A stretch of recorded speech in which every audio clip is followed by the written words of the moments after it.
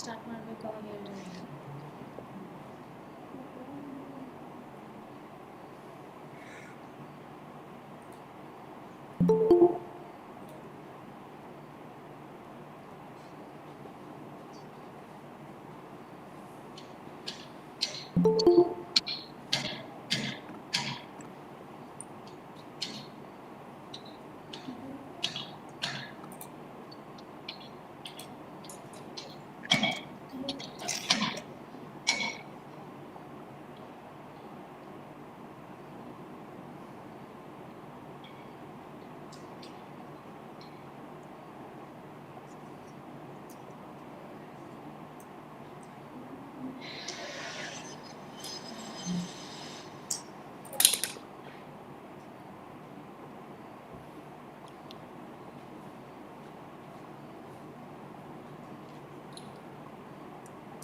Am I audible?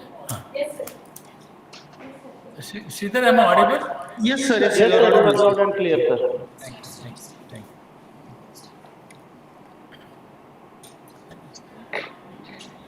We'll wait for another 2 minutes and start. Exactly by 3:35 we'll start.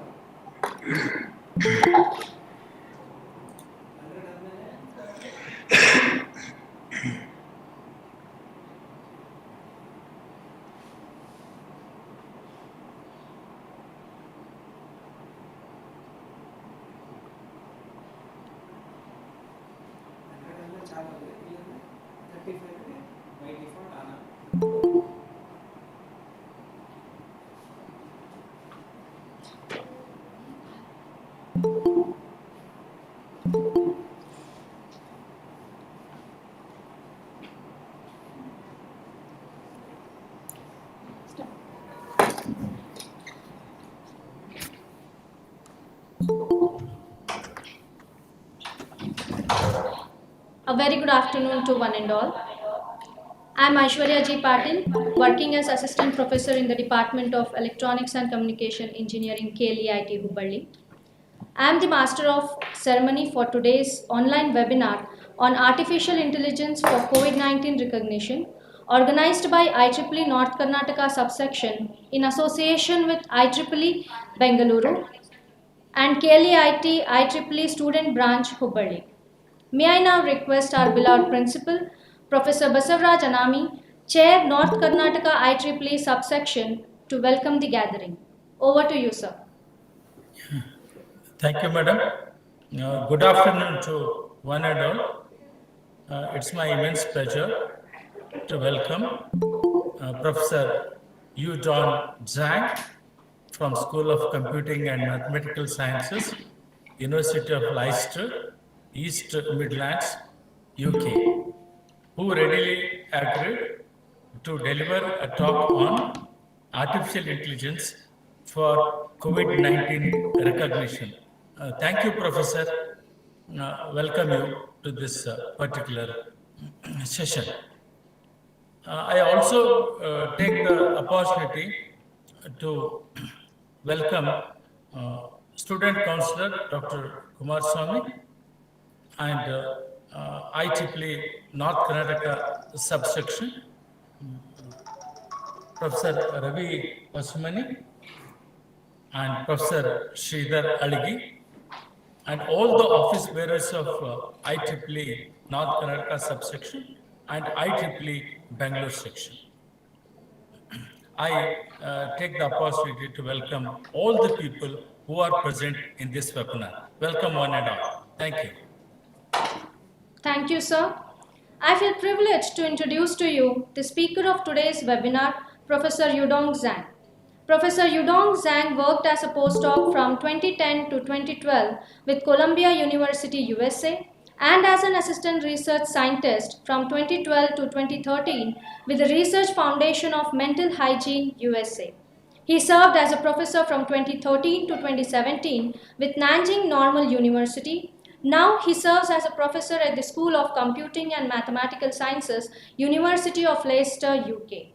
His research field include deep learning and medical image analysis.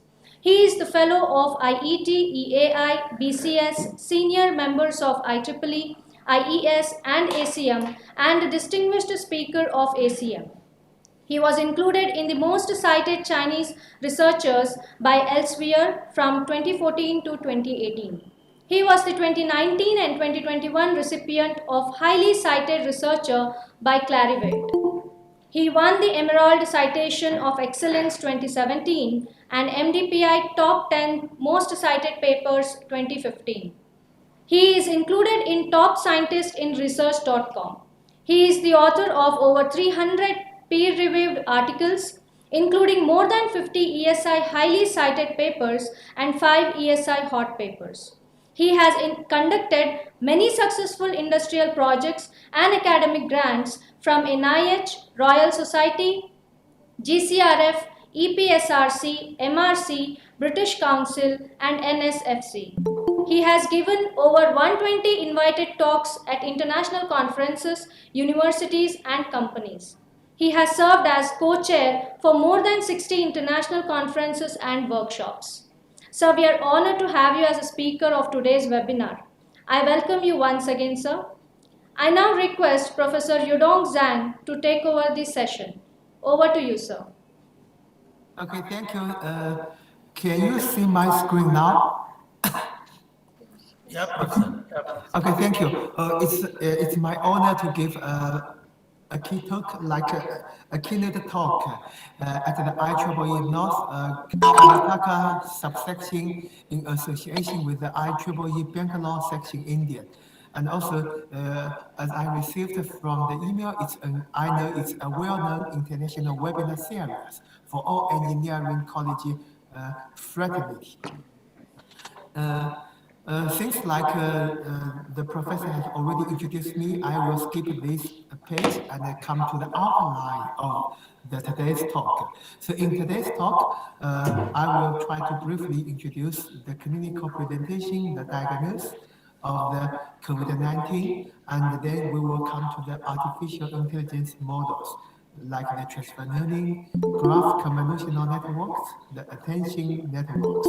Also, I will try to briefly introduce the fusion of the X-ray and how to like the trustworthy AI.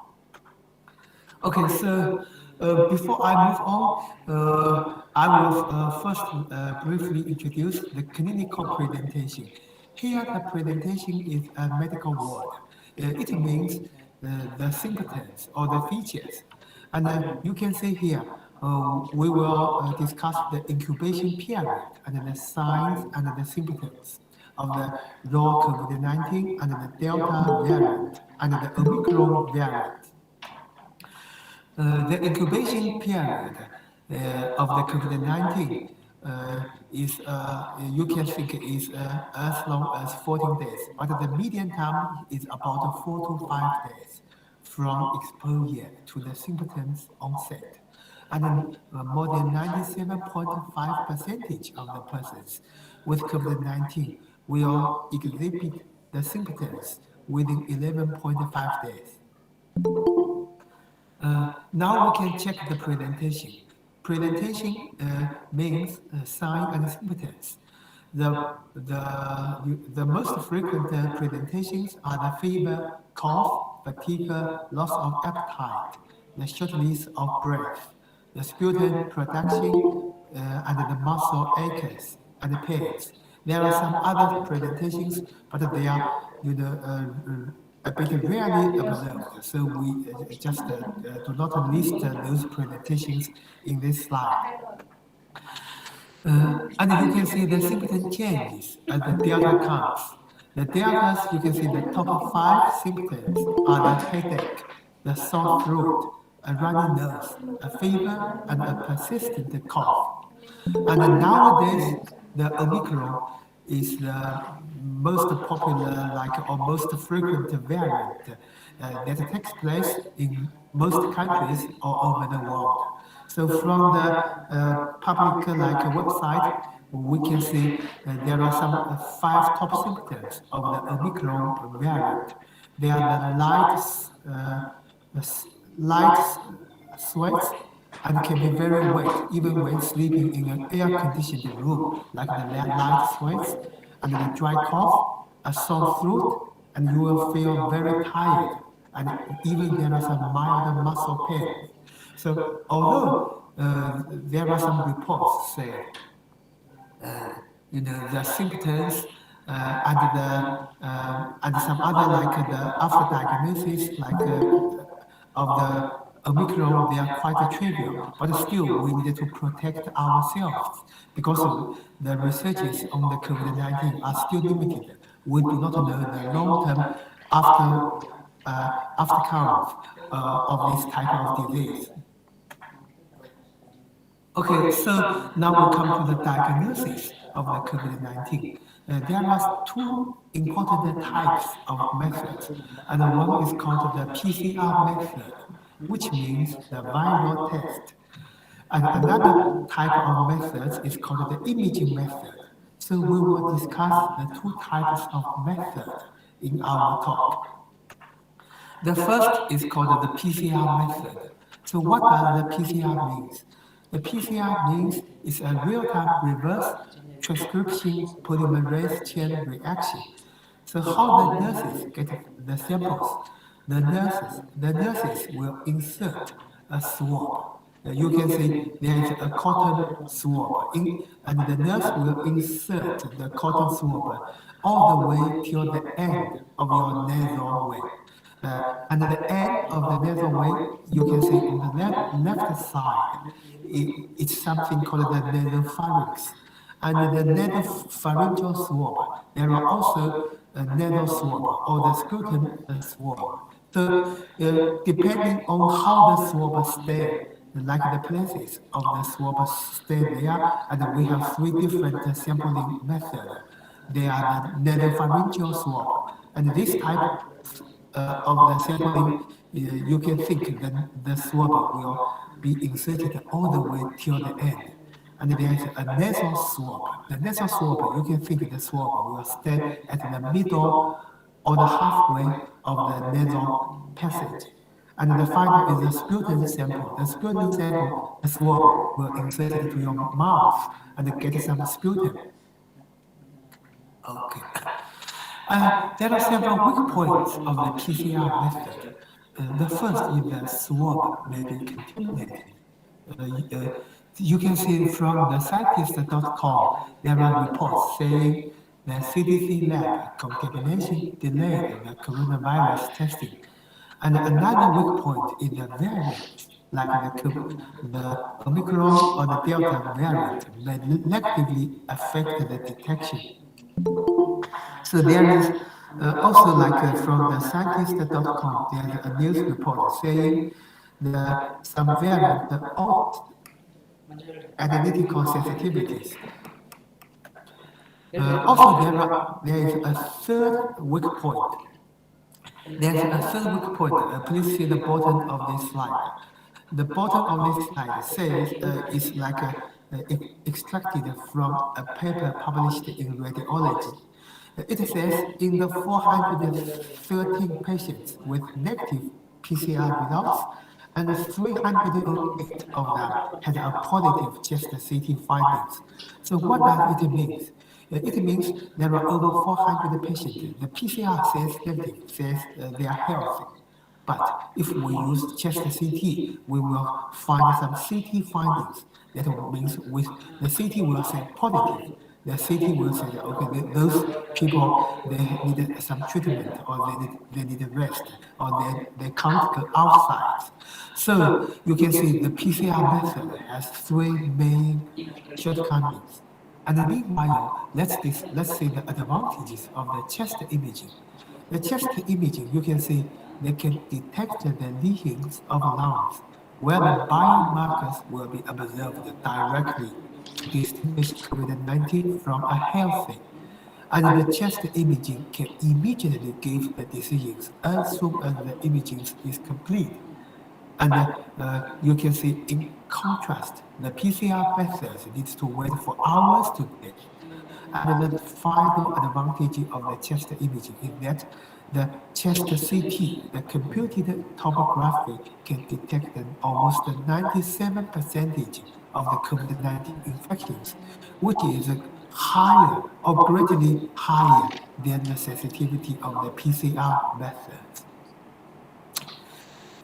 And for the chest imaging of the COVID-19, we have three chest imaging methods: the chest X-ray, the chest CT, the chest ultrasound.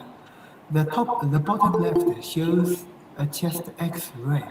You can see here the X-ray included the poor soft tissue contrast. And as you may know, the X-ray only provides a two-dimensional image generation. So from an X-ray, you can't differentiate the depth information. You do not know which tissue is near to your eyes or which tissue is far away from your eyes, because it only generates a two-dimensional image. And at the bottom middle part, it shows a chest CT. Chest CT, it can provide the finest resolution, and it is better to recognize the extremely small modules. Although the chest CT provides a three-dimensional data. And on the bottom right, we show what we call the chest ultrasound.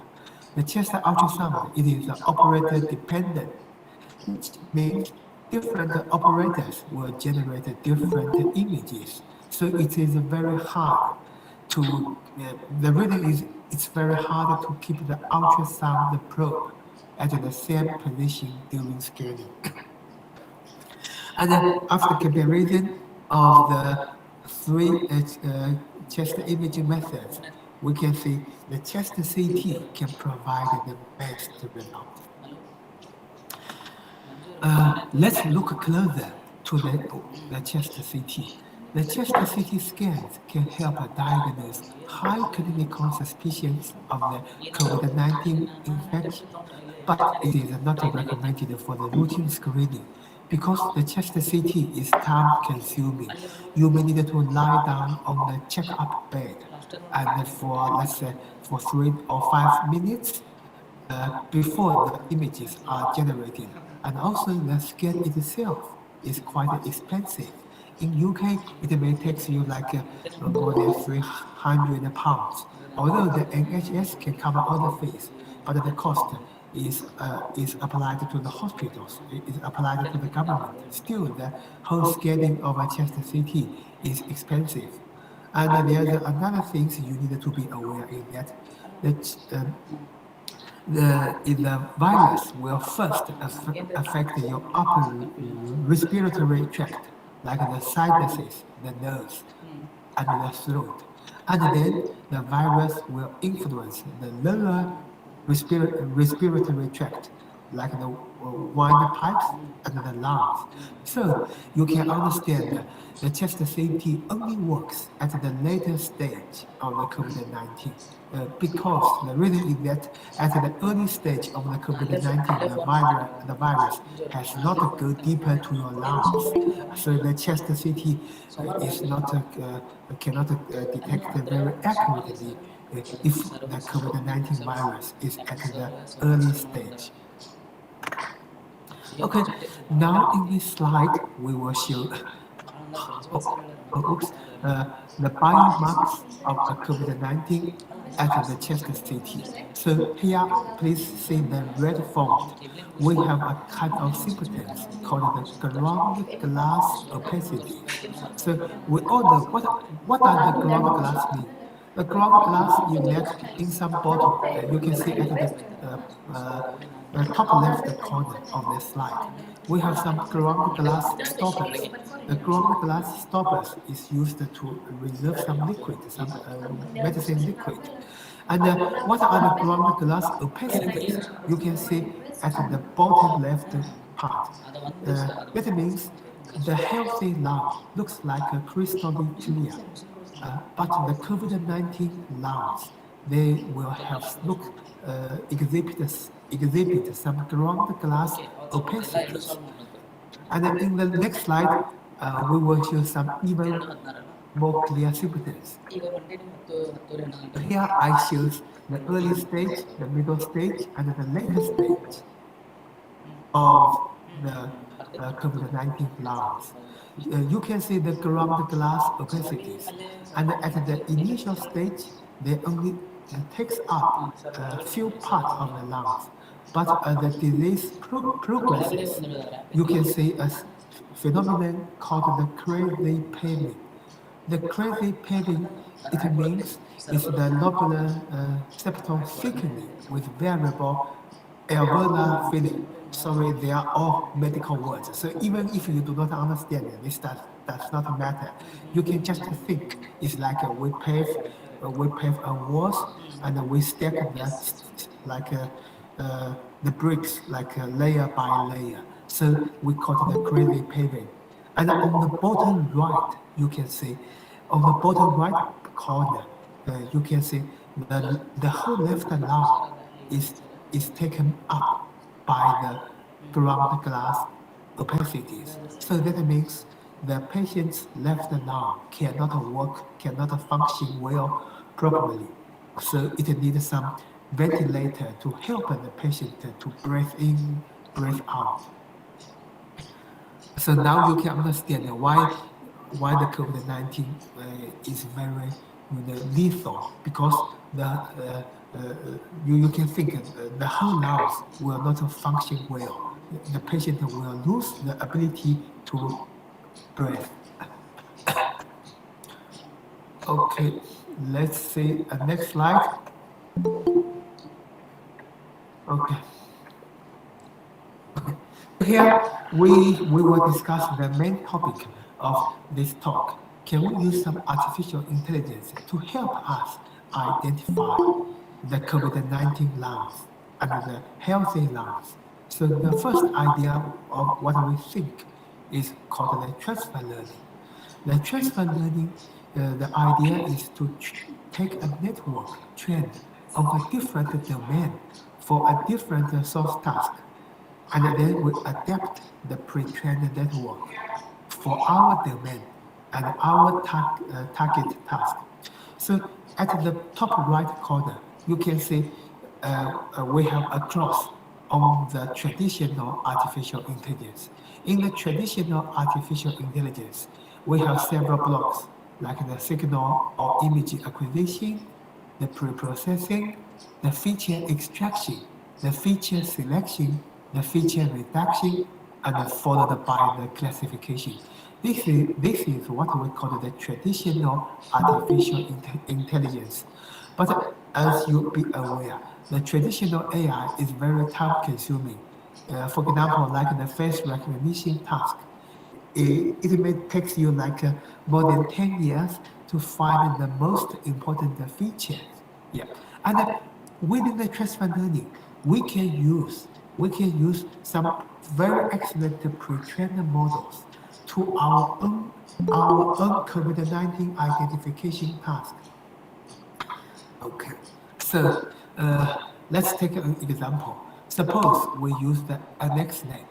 Yeah, as you may be aware, the AnnexNet is a very good pre-trained model, or you can think it's the very first successful pre-trained models to identify 1,000 category problems.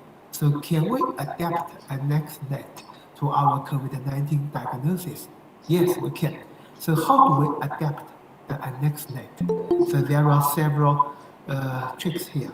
The first is that we will replace the last fully collected layer, the 100 way fully collected layer. We are replaced with a 2-layer fully collected layer. So why 2-layer?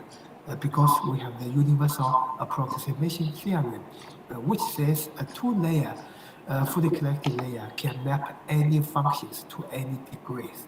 And then we add a newly added 2-layer fully collected layer with the same neurons and the number of categories in our task. So here we use 4 because we have 4 categories: the COVID-19 category, the community-acquired pneumonia, and the secondary pulmonary tuberculosis, and the healthy control.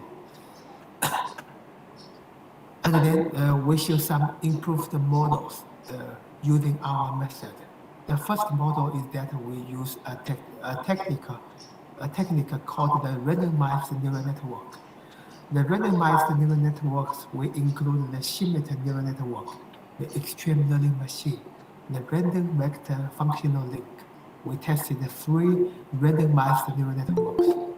So this slide shows the result of our improved transfer learning models. On the left side, we can compare different pre-trained models. Here is notice it is the adapted pre-trained models. It is not the raw pre-trained model results. And we can see we tested the AnnexNet, the GoogleNet, the ResNet 80, the ResNet 101, the Inception ResV2, the Inception V3, and the DevNet 201. And on the right side of the slide, we tested the adapted AnnexNet with the AnnexNet with randomized neural networks. We can see using randomized neural networks, the accuracy is significantly increased by at least 5%. You can see the original AnnexNet can only get an accuracy of 85%. But using the randomized neural network, the accuracy increased to slightly above 90%.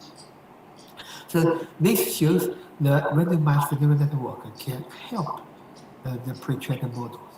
Yeah, and you can see here we have some publications on the Journal of Computer Science and Technology, on the applied soft computing, and on the neural computing and applications.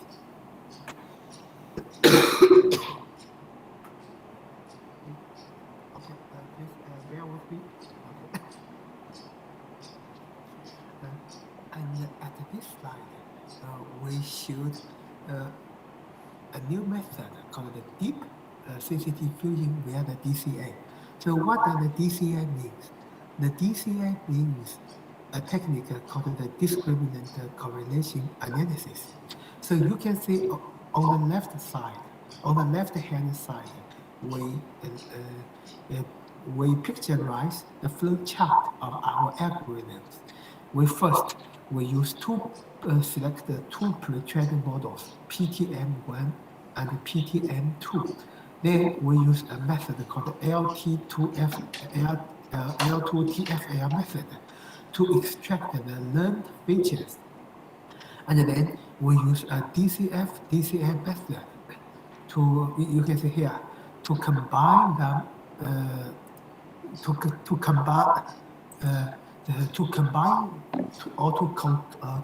concatenate the 2 learned features together.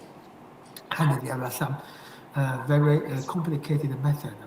I will not expatiate here in this talk because there are many mathematical equations. But if you are interested in the method, feel free to Google the method.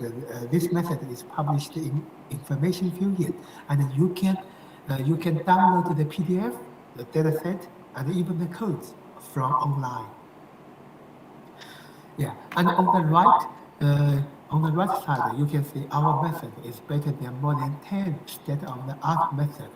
And particularly, we shows like the 4 categories, the performance per categories. And this slide shows a customized VGG method. which is also belongs to a transfer learning method. So what is the motivation of the customized VGG? The motivation is that we try to combine both the traditional AI method and the predictor deep learning method. Via the traditional method, we use the continuous wavelet transform, the discrete wavelet transform, and the grain-level occurrence matrix. So you can say here, we will extract in total 150 features, handcrafted features. And on the other side, from another branch, we use the deep features extracted using the VGG method. We get another 1,024 features, and we combine the two features together and use the PCA selection and the serial fusion. We send the selected features to 4 classifiers: the softmax, the support vector machine 1 and 2, and the k-nearest labels to check whether it is pneumonia or normal. So this paper is published in the pattern recognition letters. And we have some other transfer learning models called the DenseNet and the optimization of transfer learning setting. So the DenseNet is also currently it's an older method because there are so many pre-trained models proposed every month. But as the paper, when we prepare the paper, it is the state-of-the-art method, the DenseNet. We tested different configuration of the transfer learning settings, and we optimize the best configurations. And this paper is published in the Cognitive Computation last year. So I think it now has received many citations from the Google Scholar. Okay, so finally, we choose another method. We choose a method called the MFBC-NNC. So this is a method we proposed. We try to use the momentum factor biogeography. So this method is a kind of the global optimization method. We use this method to help us to determine the optimal transfer learning configurations. And here you can see the result. The result is that we tested 3 different pre-trained models: the Net 5, the VGG16, and the ResNet 18.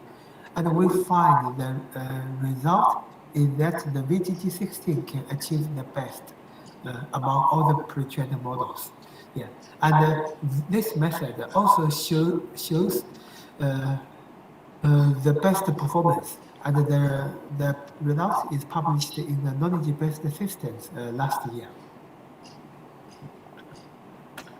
Okay, so we have finished the transfer learning part. As we can see, transfer learning is a base model for identify or detect the COVID-19, and we can add different new tricks or the new strategies to the pre-trained models and make our model more complicated, and so that they can get a higher and better performance in identifying the COVID-19.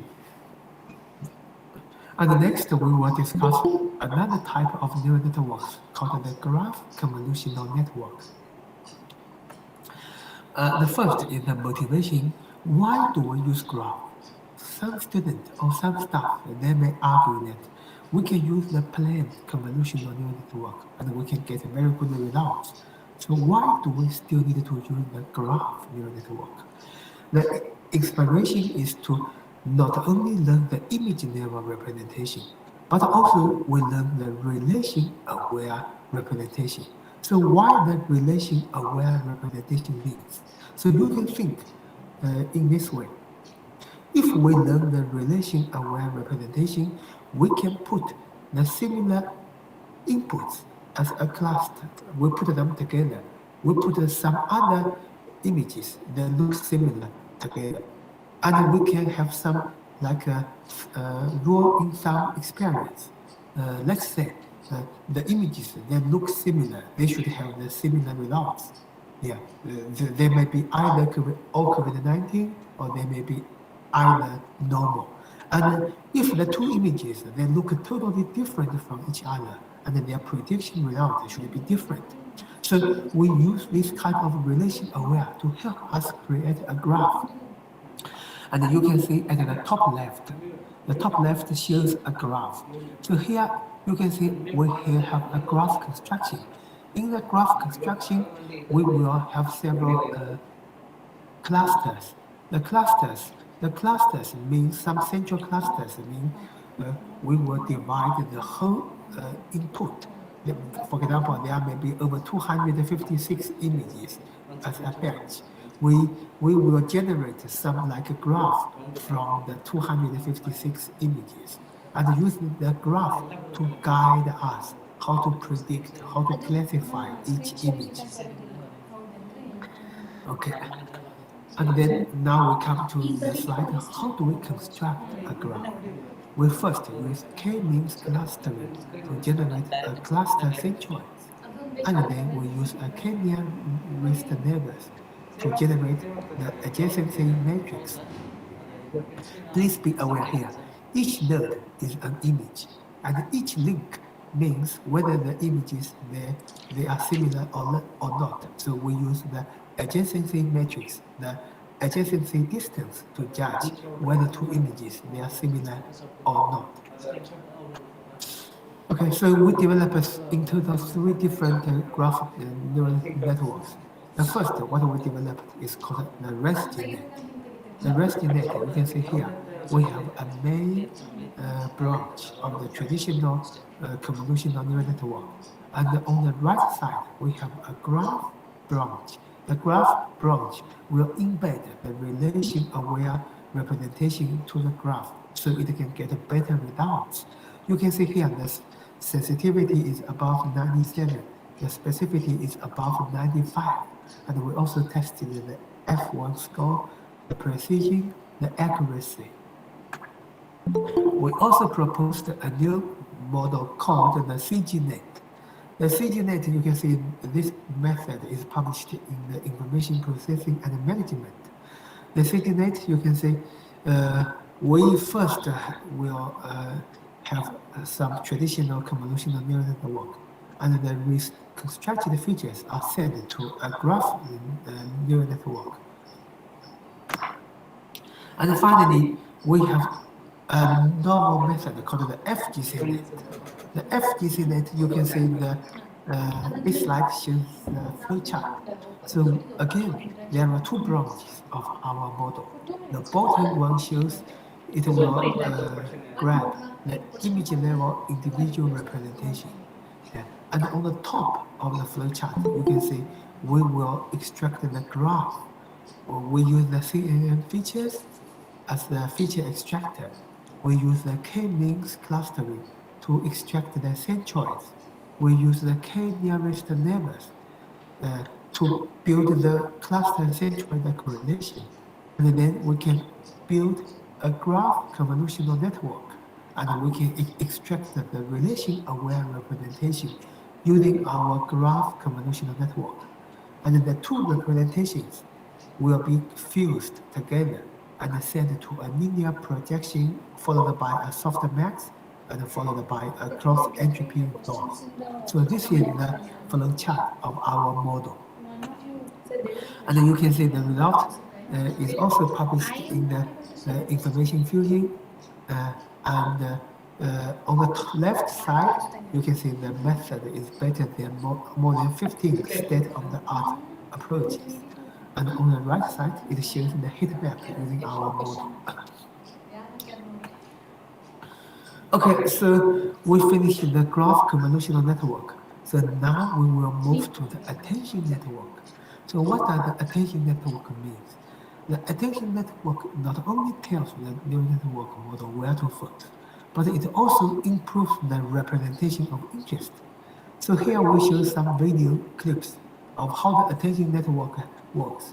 The attention networks can give a heat map, and the heat map can show us why the neural network make the decisions, and the red and the regions shows the region of interest, how the network make such predictions. So we will have like two models. The first model is what we call the attention network for COVID-19, the ANC model. And please, you can check the bottom right corner.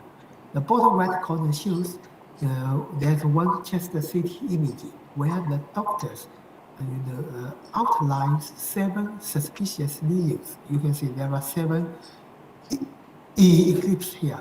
1 circle, 2 circles, 3, the third circle, 4, 5, 6, 7. And on the right, you can see our heat map can cover all the 7 circles, all the 7 suspicious regions. So this again shows how we can make the attention network to generate a trustworthy AI to help the doctors. And we have another model called the combined VGG with the CDM model. So this method is published in the IEEE Census Journal and the International Journal of Intelligent Systems. So where you can see we tested 4 different categories, and the COVID-19, you can see the heat map can cover the suspicious areas. And for the community-acquired pneumonia, also we have some suspicious areas, and the heat map can cover the bottom right lung. And for the secondary pulmonary tuberculosis, and you can again see how the heat map can cover the suspicious areas. And finally, on the rightmost column, you can see the health controls. Using our heat map model, we do not identify any suspicious areas. So the heat map just shows some blue areas. There's no red and yellow areas for the healthy control. Okay. So now we will come to the end of this slide. I will briefly show some final slides here. We have an idea of fusing the chest X-ray and the chest CT because we think if we can use the 2 modalities of the same patient, the accuracy may increase. And in this slide, we developed 3 different models. The mid-can is called the multiple input deep convolutional attention network, called the mid-can. As you can see at the left-hand side, the mid-can will accept like 2 sources of input. One is from the chest CT, one is from the chest X-ray. And we will compare the mid-can to using the chest CT individually and to compare it with using chest X-ray individually. This slide shows the result. We can see the mid-can can get the larger area on the curve score. The area on the curve score of the mid-can is of 98.55%. The result is higher than using the chest CT or the chest X-ray individually. So the paper is accepted and published in patent recognition last year. Okay, so finally, we will show us if we want to make our AI model trustworthy, we need to deploy it into some cloud-based apps. So how do we do it? We develop like a web app. The web app, it has the address bar, the menu, the thumbnail galleries, and because the transfer learning is a bit slow, so we have some 4 gauges. The 4 gauges from 0 to 100%, it will show the progress of how the web app runs. And also we have 3 lamps. The red lamp, the green lamp, and the yellow lamp will show us whether we have finished the step 1 or step 2 or step 3. We even have a knob. The knob will show the categories. We have the button group. So now I will show you the video, how the video looks like. You can see, oops, I will play the video again. So this shows how the remote doctors, the remote patients, or the remote, let's say, the stakeholders, they can upload their internal images to the web app from the drag and drop method. They just use their mouse to drag a new picture to the remote web here. And they can upload the images. And then they click the detect, and then we can see the gauges will then like the gauges will move from 0 to 100, and after each stage finished, the lamp will be lightened. Yeah, first, like you can see the red lamp, the green lamp, and the yellow lamp. And after you click the detect, the knob will rotate to the correct category, whether it's a COVID-19, or it's a community-acquired pneumonia, or it's a secondary pulmonary tuberculosis, or it's a healthy control. So this again can help us to make our model more accurate, because every day you can receive some feedbacks. So some doctors from Europe or from Asia or from America, they will say that, okay, I upload a COVID-19 image, but there are something wrong, and then we can use the feedback to continually improve our model. Okay, thanks. This is the last questions. So all the students, the MPhil and the PhD students, the scholars, the lecturers, and the professors are all welcome to visit our lab in the United Kingdom. So here I choose my 2 emails.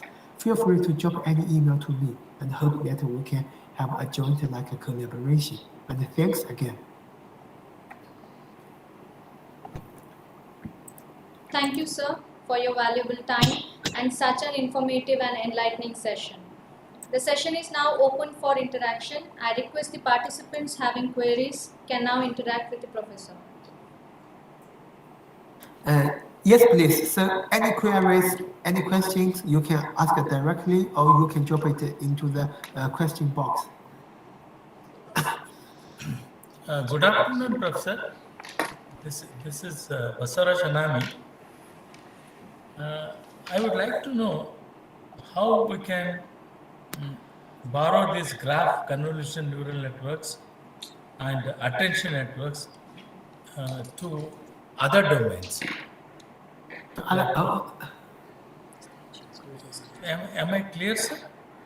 Yes, I think it's a good question. How to borrow the graph convolutional neural network and attention network?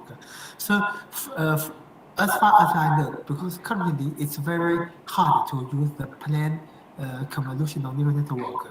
The deep learning field is very competitive. Every day there are new models. So, as far as I know, because you can Google the GitHub. There are numerous codes available in the GitHub, even from our lab. We have the source codes on the graph convolutional network and the attention network. And I think the first step is try to download the codes and to learn the codes and apply the codes to your own like task, like the face recognition or the vehicle recognition. And then we need to add some strategies, add some improvement to it to check whether we can get a better performance. And if yes, we can immediately write the papers and publish it. Professor, the talk was really mind-blowing. It's great.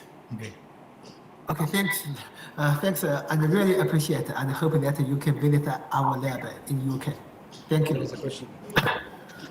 Sir, good evening, sir. Sir, I have a question.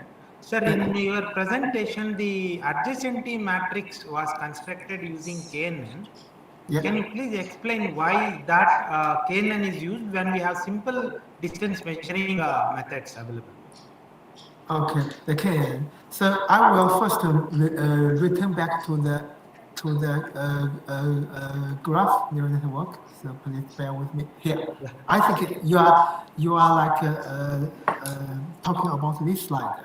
So yes, in KNN we have many distance metrics, and you can think in this way. So why we use graph is here. Each node means a chest CT image. Each node here means a chest CT image. And each link means whether the chest CT image, it will link to a centroid. We use the KNN, as you may be here, the KNN, there are two hyperparameters. One is the value of K. Which K is the best? Is K equals to 3, 5, 7, 9, or 11? Usually K will choose an odd number, not an even number, because an odd number you can use the majority voting. And another hyperparameter is, like you said, the distance function. We have many different distance functions for the KNN. And as far as I know, how do we use the KNN is we will use the pre-trained models to extract the features from each input image. And we will use the distance function to calculate the features. And finally, you can think several images, several COVID-19 images, they will form as a cluster. They will be distributed within the same cluster, and they will consider that they look similar. And this idea, this pre-processing can help us, can guide us in our following classification. This is the reason why using graph can improve the accuracy. Thank you, sir. Sir, I have one more question. Pardon me if my question is wrong. So here, graph methods are used to exploit the relationship between in the images. Yeah. Now, if along with the images, if we can take the patient's past data, something like doctor has made some notes. How it is it possible to relate even those things in our graph model? Along, just not only with images. I mean, I'm talking about using of multiple data types. I understand that. We call it the heterogeneous input, right? Yeah. This is like, for example, when we go to doctors, when we go to hospitals, the doctor will also have some electronic, like the medical history, like they will measure your, let's say, the BP, the blood pressure. They will also measure your heart rate. And there are many, like the gender, the race, or your age. Those are all important biomedical characters. And in this case, I suggest that you can use some, what we call the heterogeneous model, because the heterogeneous model itself can create another graph convolutional network, and then you can fuse the features from both neural networks together, and they are expected to have a better performance. And the reason why we do not do this is that the electronic history records are not easy to obtain. So what we have so far in our hands are some like pure medical imaging dataset. As you may be aware, if you Google, let's say the chest CT and then the COVID-19, you will find from the KLEIT website, there are some pure chest CT images. We want to collect some other electrical records, but due to the ethical issues and problems and the discussion negotiation with the hospitals, we can't get sufficient. But in my opinion, I think this is a very good idea. The only challenge is that how can you get the data set, and how can you make sure, because the collaboration with hospitals are not easy. So thank you, sir. Thank you very much. Thank you. This is a very good question. Thank you. So there is one more question from one of our participants, which says, how to differentiate between COVID and pneumonia? Okay, so I think COVID and pneumonia, they have the distinguishing features, because in the COVID-19, you can see the ground glass opacities, and usually for the pneumonia, pneumonia, they have a new type of symptoms. Sorry, I forget the exact medical terminology for the pneumonia, but I do realize because uh, uh, if you can compare like let's say the COVID-19 chest CT image and the pneumonia chest image, you ask a radiologist to help you differentiate, they will give you the answer. They have some professional medical knowledge. So it is medically or the radiologically differentiable. And this is the basis of why our AI model can differentiate them, because they are differentiable from the viewpoint of the radiologist. And that's the very important basis. Our AI model just mimics the human's eyes. And since the human eyes can differentiate them, so our AI models can also differentiate them.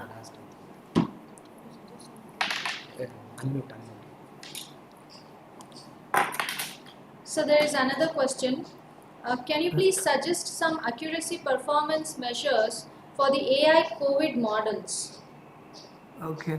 I think accuracy itself is a measure, but definitely you can use some other measures. And usually in the COVID-19 detection cases, we use sensitivity much more important than specificity. We also use the F1 score and the area under curve. And please be aware, because we are all computer scientists, we usually need to run the tenfold cross-validation to help to not only report the mean, but also report the confidence interval, or what we call the standard deviation, to report the results. And also, I think currently the trustworthy AI is another measure, because nowadays there are many reports that they have arrived at 99%. But the case is that their models have never been used in the hospitals. So I think measures are insufficient to convince the doctors to use your model. You still need to use some explanatory or the trustworthy AI. We use some self-explanatory and the trustworthy AI to to convince the doctors and the patients that although this is not a direct measure, but the explanatory AI, I think is an indirect measure. Yeah, that can help the users to fully understand how your AI model makes decisions. Thank you. Thank you, sir. I now request Dr. Kumar Swami, IEEE Student Branch Counselor, KLEIT, Hubballi, to deliver the vote of thanks. Over to you, sir.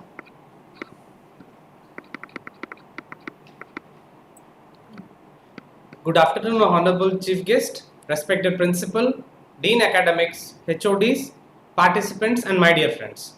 I feel happy and honored to propose the vote of thanks.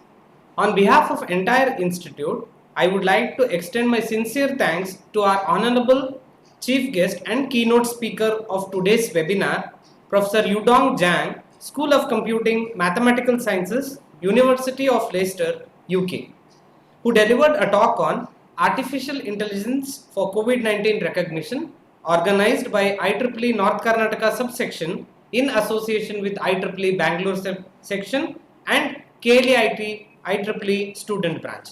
It was really helpful to the entire faculty fraternity, sir. Sure, it made an impact on their minds to think about the topic, which is indeed the need of the hour. Thank you so much, sir. Thank you. I request Professor Yudong Zhang sir to extend his support and guidance to conduct many more such activities in future endeavors. I thank IEEE North Karnataka subsection, IEEE Bangalore section, and KLEIT IEEE student branch who extended their support and guidance to conduct many more such activities on campus. I would like to thank Dr. Baswaraj S. Anami, Chair, IEEE NKSS, and Principal KLEIT, who always supports to conduct such activities on campus. I thank Dr. Sharad G. Joshi, Dean, Academics, who motivates to do such activities. I thank all participants for their contribution in this event.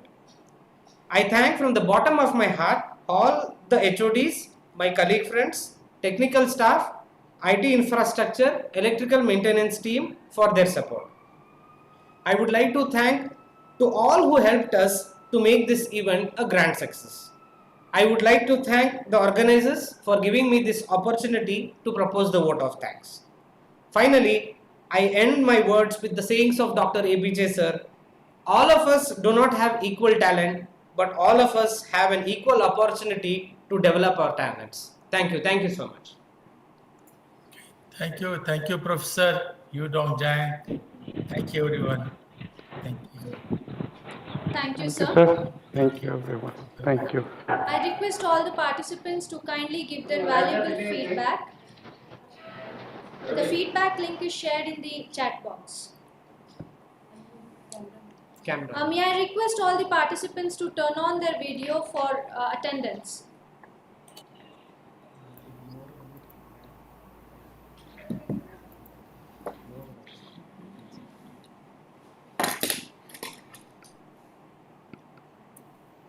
I will also turn on the video to show the attendance.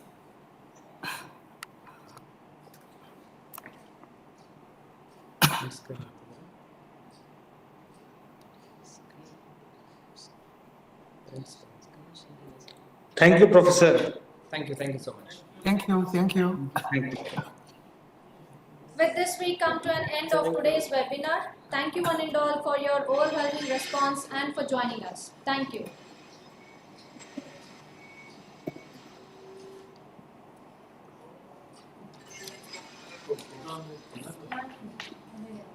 Thank you so much.